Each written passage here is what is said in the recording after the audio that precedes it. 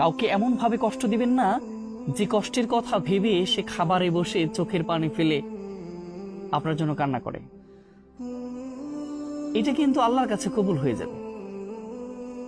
খাবারে খেতে বসেও যারা ফুপিয়ে ফুপিয়ে আপনার কষ্টের কথাগুলো ভেবে কান্না করে, চোখের পানি দিয়ে তার খাবারটা ভিজে ফেলে, এদের দোয়া অবশ্যই কবুল হয়ে যায়, এর অভিশাপগুলো অবশ্যই কবুল হয়ে যায়। আপনি অনেক কষ্ট পাবেন।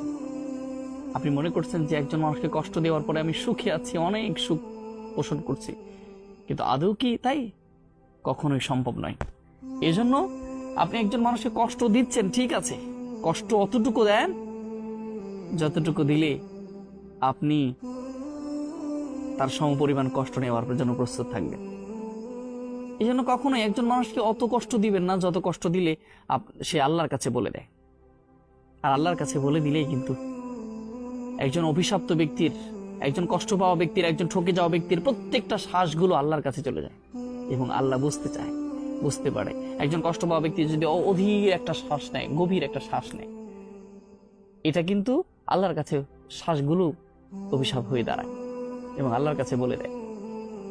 তাইলে কিন্তু বাসন নাই। যারা চুপ হয়ে রয়েছে আপনার কষ্ট পাওয়ার পরেও, তাদের দেখে ভয় পান।